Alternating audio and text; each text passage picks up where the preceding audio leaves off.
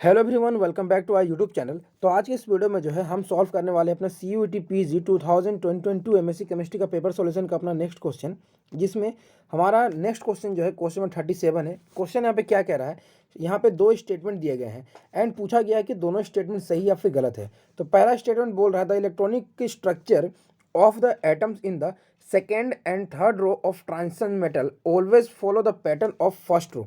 ये कह रहा है कि जो इलेक्ट्रॉनिक स्ट्रक्चर्स होते हैं जो कि second and third row of transition metal के, वो ऑलवेज फॉलो करते हैं जो कि पैटर्न फर्स्ट रो फॉलो कर रहा है। मतलब अगर हम बात करें निकेल वाले ग्रुप के बारे में, तो निकेल में क्या होता है आपको पता है, ये 3D8 एंड 4s जो है इसका 1 इलेक्ट्रॉनिक कॉन्फ़िगरेशन होता है। वही अगर आप पैलेडियम के बारे में बात करें तो पैलेडियम का होता है, यहाँ पे लास्ट वाला बात करूँ तो वो होता है आपका 4D10 5s जो है ये 0 होता है।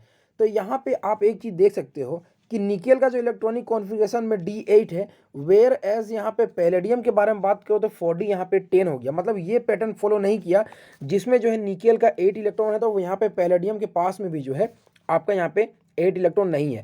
तो पहला जो स्टेटमेंट है वो तो आपका यहाँ पे रॉन्ग हो जा रहा है। दूसरे स्टेटमेंट के बारे में अगर हम बात करते हैं electronic configuration of palladium is, यहाँ पे क्रिप्टन दिया गया है 4D10 एंड 5s0 जो कि मैंने भी बताया। तो इसका इलेक्ट्रॉनिक कॉन्फ़िगरेशन जो है बिल्कुल करेक्ट है। पैलेडियम का इलेक्ट्रॉनिक कॉन्फ़िगरेशन जो है यही होता है। तो स्टेटमेंट 1 तो सही है, गलत है, और स्टेटमेंट 2 तो सही है। तो इसका करेक्ट आंसर हो जाएगा ऑप्शन नंबर 4, जो कि statement 1 is false but statement 2 is true हो जाता है। ठीक है, अब हमारा नेक्स्ट क्वेश्चन यहाँ पे दिया गया है FeS2O होल 6 2 पॉजिटिव दिया हुआ है, is a high spin complex कहा गया है।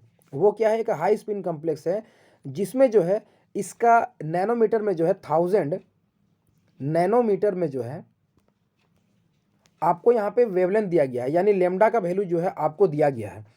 अब पूछा जा रहा है corresponding to a transition between 5T2G से 5EG से के बीच में जो है ट्रांजिशन हो रहा है, तो वेव नंबर जो है पूछा जा रहा है।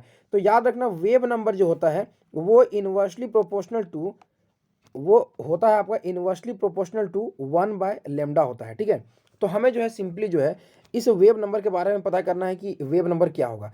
तो सिंपली जो यहाँ पे वैल्यू दिए गए हैं उसे हमें क्या करना है, पुट करना पड़ेगा। तो ये हो जाएगा हमारा 1/1000 जो है नैनोमीटर में हमारा हो गया। ठीक है, अब नैनोमीटर से जो है हमें आंसर पूछा गया सेंटीमीटर इनवर्स में, तो पहले जो हमारा नैनोमीटर है उसे जो है हमें सेंटीमीटर में जो है बदलना पड़ेगा। तो हम क्या करेंगे, 1 डिवाइडेड बाय, हम सिंपली लिख सकते हैं 1000 इंटू, देखो नैनोमीटर में जो है एक नैनोमीटर में 10⁻⁻⁹ मीटर होता है, लेकिन हमें सेंटीमीटर में चाहिए, तो 10⁻⁻7 जो है ये सेंटीमीटर में हमारा हो गया।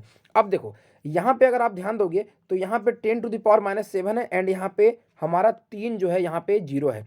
तो होगा क्या, ये 3 0 कट करके जो है ये जो 10⁻⁻7 है ये हमारा 10⁻⁻ जो है यहाँ पे 4 रहने वाला है। ठीक है, यहाँ पे जो है ये 10⁻⁻4 हो जाएगा। तो हमारा बचेगा क्या, ये बचेगा हमारा 1/10⁻⁻4, और ये जो सेंटीमीटर है ये हमारा सेंटीमीटर इनवर्स में जो है कन्वर्ट हो जाएगा। अब ये चारों को ऊपर ले जाओ, यानी 1 2 3 4, ये जो है आपका 1 में जो है 4 0 यानी 10,000 सेंटीमीटर इनवर्स जो है ये हमारा इसका करेक्ट आंसर हो जाएगा। तो इसका करेक्ट आंसर क्या हो जाएगा, 10,000 जो है हमारे इसका करेक्ट आंसर हो जाएगा, यानी 1 में जो है 4 आपका यहाँ पे 0 हो जाएगा। ठीक है, तो इसका जो है ये करेक्ट आंसर हो गया। अब नेक्स्ट क्वेश्चन हमें क्या दिया गया है, the observe magnetic moment of A complex is 1.73। देखो मैग्नेटिक मोमेंट म्यू का जो फॉर्मूला होता है वो क्या होता है, सिंपली होता है हमारा √n इंटू n+2 जो है हमारा ये फॉर्मूला होता है। ठीक है, हमें पूछा गया नंबर ऑफ अनपेयर्ड इलेक्ट्रॉन, वो क्या होगा।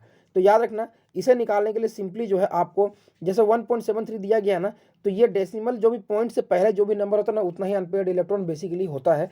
लेकिन अगर हम सॉल्व करें यहाँ पे तो हम यहाँ पे पहले जो है एक अनपेयर्ड इलेक्ट्रॉन पुट करेंगे, 1 इंटू 1+2 अगर आप यहाँ पे पुट करते हो तो ये वैल्यू आ जाएगा √3, और √3 का जो वैल्यू होता है 1.73 के बराबर होता है। मतलब जो है इसका जो अनपेयर्ड इलेक्ट्रॉन है वो आपका 1 रहने वाला है। तो करेक्ट आंसर जो है ऑप्शन बी हो जाएगा। ठीक है, तो हमने आज ये क्वेश्चन किया, अगले वीडियो में जो है नेक्स्ट क्वेश्चन करेंगे, तब तक के लिए थैंक्स।